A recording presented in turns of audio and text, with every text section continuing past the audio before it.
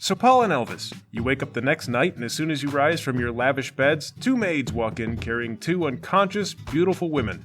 The women are sort of held up on silver platter trays, but they don't really fit on them, so it's more like they're just being carried. The women are decorated in tasteful garlands and roses, and as vampires you have to admit, it looks pretty appetizing. Good morning, sirs. We present your breakfast. Live virgins imported directly from France. They are free-range and fed a steady diet of healthy foods for maximal blood flow. Hello. I'm not used to people-fied versions of our food.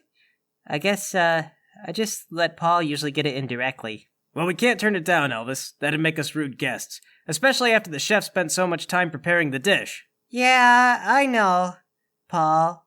But, see, aren't we supposed to suppress our animal side? Elvis, when's the last time we indulged our animal instincts? Besides, they're free-range victims. That means they're allowed to wander around and get exercise and chase, I don't know, butterflies or something. Indeed, sir. These women are foreign interns at our master's company. Please don't drink too deeply, or else it will be difficult to release them back into the wild. All right. I guess this is what we traded our souls for. This right here. This is what it's all about.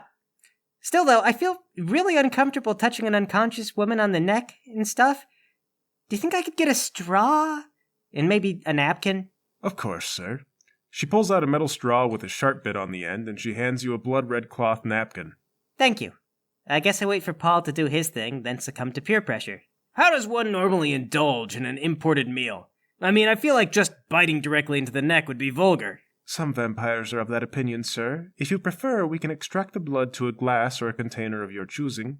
The copper mug has been something of a local favorite these days because the metallic undertones pair well with the iron of the blood. Oh yeah, I feel like that's classy, but still rugged. I'll totally take a copper mug.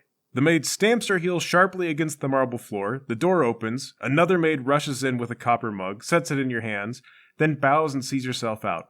One of the maids produces a sort of black obsidian knife, and with a dreamlike grace carefully drains a decent amount of breakfast into the cup before she stops the bleeding with a silver-lined cloth. I guess I awkwardly poke a straw into this other lady and then suck her blood out like a little kid. An evil little kid. You know, Elvis, I routinely bash the luxuries of the elites, but I have to admit I've never partaken in any of them. I'm not saying I condone any of this, but there does exist the possibility that we should further research the ridiculous lavishments enjoyed by those in power, so we know to be more angry about it. Next time I gotta ask for a silly straw. This is good blood. It's really good. I don't know what to do with myself, and a silly straw would just lighten up the whole mood. When you're finished with your meal, the servant says, "The master is waiting for you at the door. It's best to depart immediately. He's very punctual about business, and his time is valuable." Then I guess we head down. You meet with Dracula Andrew, who's wearing his outdoors cape. "Gentlemen, I trust you had a good breakfast. It is the most important meal of the day. Ha ha ha. A little joke, because we only work at night. Shall we?" And you guys all get comfortable in a glorious limousine, which conspicuously drives you to the bad part of town, where you all disembark, go down a manhole, and show Dracula Andrew your place. But that'll be in a little bit. Lowry, in the meanwhile, what did you do after you hung up on Paul? I guess I angrily drove home, stayed up fuming and muttering to myself about loyalty until the sun came out, then passed out violently on the couch from supernatural tiredness. Right. Perfect. And you completely forgot that you stole something important from someone and that you told them who you were when you did that. Yes. Where is the hard drive that you stole? Probably in Frank's glove compartment, because I was going to give it to Pecuniaman that same night. Alright, well, vampires are incredibly heavy sleepers, so when you awake the next night, you find that your entire room's been tossed. Someone broke in during the day and ransacked absolutely everything. The door was kicked, so the locks are all busted, your computer's been stolen, clothes are laying everywhere, Frank's guest bed was flipped over with him in it, and he slept through the whole commotion. The cupboards are all open, your fridge has been open probably all day, so most of the blood's gone bad. There's silverware on the floor, not that you ever used it. Oh, wow, well, I guess I'm lucky that nobody called the cops. It's a penthouse, right? So nobody else lives up here, it's just you, which is both lucky and evidently a problem. Well, great. Paul and Elvis get treated to lavishments, but here I am, waking up to my lair being wrecked. And it's not even my fault. This is all Paul's fault. If he hadn't dropped my name, no one would know that I was involved. Frank says, "Lowry, I thought you gave your name and explicitly threatened to attack Ratman over the phone." That was after Paul already screwed up, so it still all traces back to Paul. You know, I thought it was funny that you gave your name and business, but didn't booby-trap the place or anything, because you would expect them to come after that. But, obviously, they'd know that I'm expecting them. So they wouldn't come because they'd know that I would booby-trap the place. Yet, obviously, they did come anyway. Of course, but we're dealing with another private equity firm. We all deal in layers upon layers of inscrutability. They must have known that I'd expect them to know that I'd booby-trap the place, and, realizing that I was expecting them to think that I'd laid booby traps, they acted in the comfort of knowing that I hadn't. They were one level above me, Frank. I've made the mistake of underestimating Ratman. He is a peer, after all. I should have expected better from the man who stole the beans and Tupperware account. Yeah, that all makes perfect sense. But now he'd expect that I know that he knows things, which means that he expects me to be one level above him. So to trick him, I need to be 2 levels above and continue behaving as though I haven't been attacked at all. He won't expect that. Okay. So we're doing nothing. This is what I love most about being a vampire who works in private equity, Frank. The endless mind games which are only suited to supernatural genius. Yeah, it's pretty great. Mason, do I still have my phone? You turn over a couple of things, but no, your phone is gone. Frank, did they steal your phone? Frank goes into his room, checks around for a little bit, then comes back empty-handed. Dang it. Did they take your car keys? Frank looks around, can't find his keys. Did they take my keys? You can't find your keys either. Oh no. Frank, they probably tossed our cars. We need to go. You head out to the parking garage and you have to curse these modern remote systems that help you find your car. Because sure enough, the doors are unlocked, both cars have been searched, and the glove compartment is missing the hard drive. Dang it! Kick Frank's car out of anger. This is such crap. A vampire's enemies shouldn't operate during the day. It's against the rules. His enemies should be vampires. Alright, we need to get in touch with Paul and Elvis. We need as much or as little muscle as we can muster. We're going back to Ratman's place. So we're going to take the bus? Did they leave your wallet? Mason, did they take my wallet? Yes, they took your wallet. Kick Frank's car again. It's fine. We're vampires. We don't need wallets. We have evil powers. I will sway the will of the bus driver. Paul and Elvis, you guys have led one of the most powerful vampires that you're ever likely to meet underground into your sewer lair. He brought friends, of course, and you're outnumbered about 3-1 by some rather stern-looking men who've made the mistake of wearing suits down here. See, the trick is, you bring a spare pair of pants and then keep your good clothes in a plastic bag. When you arrive at your home, it looks like the place has probably been searched, but it's a lot harder to tell in the disorganized mess. Of course, the intrusion becomes evident when one of the big-eyed guards from Ratman's business rounds the corner and freezes. Oh my god! An assassin! Dracula Andrew holds out his hand, and the guy is sucked into his grasp with a magnetic power. The guard's arms and legs lurch forward with a sudden stop, and his neck lands in Drac's palm. You hear a snap, and the guard goes limp. An assassin? Or rather, an expert one if so, but he does have a peculiar, inhuman look to him. Dracula Andrew turns his body around and examines the body. Yeah, you're right. But wait, I think I recognize that guy. He works for a private equity dude named Cheesley Ratman. Private equity. But then it does all make sense. I have many enemies in private equity. Likely some fool thought he'd make a name for himself. The underlings must sometimes be reminded of their place. Yeah, I got the address if you want it. Where do you know this Ratman from? I know another guy in private equity. Ratman's an enemy of his. He's not a vampire, though. He's like a werewolf, something. A werewolf or something. Well, I shall loan you someone to look further into it. For now, I believe it is time for our show, yes? Yes, sir. You can hang the body on the coat rack if you want. We got our system set up over here. Dracula Andrew politely hangs the body on the coat rack, then sits down next to you. He gets a fancy new VR helmet on and starts browsing through the selection of avatars. Which one should I use? He asks. My favorite is the sexy Velociraptor. This one? Is it sexy? Yeah, that's a really sexy Velociraptor. How can you tell? It's got thick eyelashes. So is that sexy to other velociraptors? A lot of our viewers just fill in the blanks with their imagination, so it'll be sexy to them, yeah. Okay, and the idea is to be sexy and not like someone that you would hire from a job interview. The whole point is to obfuscate reality and be totally inscrutable, sir. That way, no matter what you say, you can always play it off as a joke, or skate by on the defense that you're not really trying, and everyone else is a tryhard for taking you seriously. So, we are stupid on purpose. Just try to keep it about like 30% stupid on purpose. It's good if you're earnestly just kind of dumb, like 30% dumb all the time. All right, so we're gonna go live in 5, 4, 3, 2, 1. Hello, Internet. We are some kind of show with a difficult to remember name, and this show is 100% about you. Today, we're gonna play video games, and we're currently having an angry drama with our competitor, Fox and Soxer. I don't like these ticks and toxer. We find his content to be tedious. It's so tedious. I've heard he doesn't like horses. We've got the lowdown, but first, joining us is a sexy velociraptor, Dracula Andrew, the most powerful vampire in the city. Powerful, vampiric, sexy velociraptor. Everything may or may not be true, and it is entirely up to you to decide what is real. We're not peddling misinformation. You are. And I guess from here on, we just do the show. I yell at the congressman again, threaten to have Dracula Andrew beat him up. The congressman actually knows who Dracula Andrew is and logs off when you suggest that should happen. Otherwise, it's basically your typical online show. It draws in millions of views. 10 years from now, no one's going to be able to say why.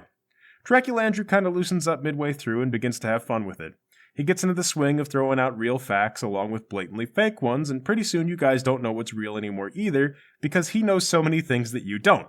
At one point he says the devil himself is physically on Earth controlling a lot of the world, and Drax seems dead serious about it, but you don't know how to slow down to ask him if that is serious. You did really good, sir. That was some good avatar use for your first time. I am Lord of Vampires. I know my way around social behavior.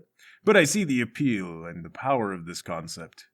I am getting on it late, but with the right funding and a whole network to create and feed its own drama, I believe I could start to take over the entire social perspective of the internet. Not a soul would know fact from fiction, and only I would preside over the chaos. Exactly the sentiments spoken by powerful dictators like Stalin and Mark Zuckerberg, sir. With a big picture mentality, the online world is your confused oyster. There is much work to do. I shall take my leave now. I will leave you with my man, Finger Splitter, to help you with your Ratman problem. Is there anything else I can do for you as a show of thanks for introducing me to this new power? Well, sir, I like to collect things. A glass of wine to commemorate the occasion would be nice. I think a Columbia Valley Cabernet would be great from the shelf. 2006 is supposed to be a good year. Rather specific. It would impress a friend of mine. I don't know if you have that, but I trust a guy like you keeps a well-stocked vintage cellar. Of course. It's a common gift among the well-to-do mortals. I'll have my people see what's available. Now, I won't keep you waiting, gentlemen. And Dracula Andrew sweeps out of the room, leaving behind a somewhat chiseled-looking vampire in a suit. Finger Splitter has a scar down his face and a really narrow look in his eye. Finger Splitter, how are you, my man? Eager to find out my lord's time isn't being wasted. Let's go find out what we all have to do with it, can we? Sure, let me just call up one of my buddies. I think we got a beat on this. Lowry, it's around now that you arrived just outside the sewers where Paul and Elvis live. Put on a pair of plastic baggies to protect my nice shoes. You brought your own baggies, right, Frank? No, I didn't. Oh, you can probably use some potato chip bags or something from the gas station over there. I'm going ahead. Should we split up? What if Ratman's waiting for us down there in the sewers? And what if they are? Obviously they didn't want to kill us, or otherwise we'd have woken up with stakes through our hearts. Do you think they know that doesn't really work? It still would have been profoundly inconvenient. The point is, they didn't do it. I'll see you in 10 or 15. Mason, I go ahead. You wind your way through the sewers until you find Paul and Elvis's lair. Paul is on the phone while some scary-looking Scarface dude is looming over him. Paul, get off the phone. We have important business to do. And good evening to you, Mr. Scarface. Oh, Lowry. Well, I was just calling you. I've told you 1,000 times, don't call me unless it's important. I call you. Yeah, well, I motioned to the body on the coat rack. We had a visitor, and I was curious if you did too. Yes, but unlike you, they actually stole some things from me. My wallet, my phone, and my house keys for one. What do you suppose they're gonna do with all our stuff? So wait, says Splitter. You've been stolen from by these guys before. Yeah, when I said assassin, I didn't mean for your boss. I meant they were here to assassinate me. Maybe Elvis. So what, you think maybe they're just crazed fans? They shouldn't be. The whole point of our show is that everything's fake. They've got no idea what we look like or how we live. Either way, doesn't seem like Dracula Andrew's problem. Probably not, but I trust if you go home on just our word for it, Dracula Andrew's not going to be satisfied. I expect you're right. So how about we get to the root of it? We can go to Ratman's office, rough up his guys, take his stuff, find out what his aim is, and then you can give a thorough account to the boss and hopefully some charming details about the whole incident. Now, don't go thinking we're all chummy. there's a possibility that you were dumb enough to hire a third party and try in something. So I'm not going to rough this Ratman guy up. I'm going to kill him. Then we're going to find out how you're connected to him, what he knows about vampires, why he knows about vampires, and if you're responsible for that in any way. Just doing my due diligence. That's fine. So long as it doesn't come back to us, Ratman disappearing somewhere is probably better for us. In fact, we're lucky he didn't involve the police. I suppose he could have. I don't know. It'd be kind of suspicious he knows that we live in the sewers and where, but never reported us before. Like, why's he know that? And besides, we just relocate. We get found sometimes. Well, it's a pain for those of us who can't just be invisible. Can't you just talk your way out of jail? Yes, but sometimes the police come by during the day, and what am I supposed to do then? Look, we're all well aware of how inconvenient our night lives are and how our amazing powers offset that weakness except for some very frustrating times when they don't work. Could we all just please move along and go see this Ratman guy? Yeah, sure. Just let me make sure he's in. Paul, give me your phone. Hand Larry the phone. But aren't office hours closed at night? There's still a receptionist. Mason, I call the office. Hello, Cheesley Ratman and Associates. Hi, this is Lowry and Lowry Services calling to demand my wallet, you kleptomaniac freak. Oh, hold on, sir. I was told if you called to patch you through. There's a tone, and then another line picks up. Hello, this is Cheesley Ratman. Is this Lowry? Ratman, you thieving rodent. Give me back my stuff. Or what, Lowry? You're gonna call the police? Tell them we stole your stuff back while you were in a vampiric slumber? You stole my car keys, Ratman. And the beans and Tupperware account. And also, I guess, a VR helmet or something? I don't really care about that, though. Well, tell you what, Lowry. Why don't you come down to my office and we'll smooth things over, okay? I got a feeling that neither of us want too much of our operations out in the daylight. And a prolonged war is not profitable to either of us, is it? All right, fine. I'll be there in a half hour. I hang up. Ha! Joke's on him. I don't care if it is profitable. I'm going to take him down with me out of spite if I have to. Never cross Lowry. They're going to write that on my gravestone. So we all taking your car? No, my keys were stolen. Does Scarface have a car? I didn't bring mine. Sounds like public transportation for us, then. It's the humiliation, the degradation. This is why I have to kill Ratman. Only blood can wash away these sins. So I take it you all ride the bus down to Ratman's. I stop to get a cherry Slurpee and throw it up in the trash can next to the bus stop, but yeah. You might worry about alienating Splitter, but he's almost definitely seen worse vampire neurosis than this in all his years. Yours are a powerful, insane people. Anyway, you arrive at the strip mall where Ratman is located in about 45 minutes. Is this it? Splitter asks. Doesn't look like much. Obviously, you're not familiar with shell companies and tax evasion. Ratman is just the toenail of a much larger beast. You'll see. I lead the way inside. The receptionist goes, Oh, I recognize you now. You know, you really had me worried the cleaning guy was dead. Sorry. The whole thing was an elaborate lie, but we didn't want to see you again, so it seemed okay at the time. Well, Mr. Ratman's ready to see you now. Barge through the door. Just like before, the lights aren't on, but it appears that you can all see each other perfectly well. Ratman is sitting at his desk. He's got the computer hard drive out in front of him. On either side of him are two strong, fat-looking guards. They're built like grizzly bears. Stocky, slouching, huge beards making them look really hairy. Lowry, my honored guest, come on, sit down. Grab the chair and toss it violently against the wall. With your vampire strength, the chair embeds itself deep into the drywall. I was gonna sit down, and then you told me what to do. Anything you have to offer is tainted. You broke into my home, Ratman. Corporate espionage is one thing, but I draw the line at leaving the fridge open and letting all the food go bad. You always say you won't eat that old stuff. Shut up, Paul. Frank eats it. All right, I know we've had a series of misunderstandings. You really wanted the beans and Tupperware account. I really wanted that VR headset. I didn't realize you were connected, or else I wouldn't have robbed you twice in one day. Though in fairness to me, the beans and Tupperware account was totally square. It was also round-shaped. If you'd really done the research, you'd realize that Tupperware comes in a variety of shapes. Well, how can I make this right, Lowry? Now, you took this hard drive, and then I got it back, and now I have your wallet and your car keys. You can replace all that stuff at some point. However, I also happen to know that your half of the room is all vampires. No, we're not. Splitter says, How'd you find that out? And Ratman replies, Lowry's not the only one who's got spies. These two, Paul and Lowry, they are hard to track down, but the pieces started to click together when I realized that they weren't human. Of course, all it took was seeing them in the flesh for the first time for that to set in. Yeah, and what are you, Ratman? Most people can't see us unless we want to be seen. Just a good old-fashioned mammal, like most people, and probably of a more social variety than all of you. So at any rate, I've been looking into what types of people care about vampires, and here's what I propose to make this all go away. I give Lowry his wallet and his car keys. I'll buy you a new VR headset, and I can cut you in for a consulting fee on the Beans and Tupperware account. After all that, I won't call anybody special to check you guys out. Unacceptable. You think you can just drop a 2-ton mystery on our lap like this and have us walk away not knowing who pulls the strings? I can't do it. Before anyone can realize what happened, Splitter reaches underneath his shirt, pulls out what appears to be a bayonet, and then flings it into the forehead of one of the big men.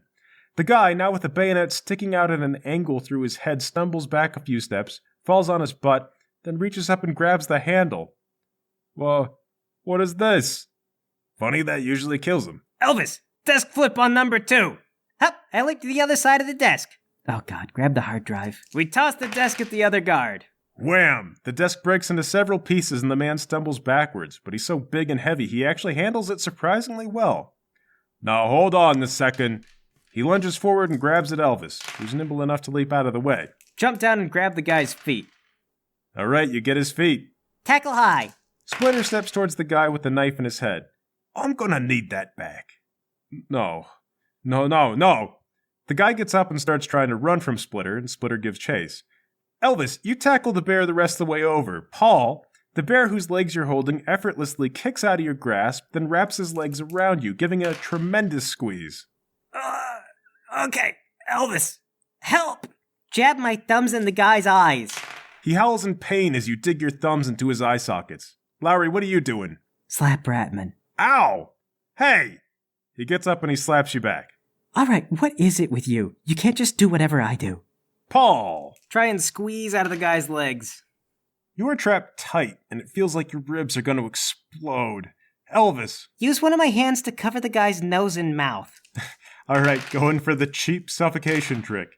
He grabs your arm and gives it a savage yank, tearing you off balance and causing you to go belly up towards the ceiling.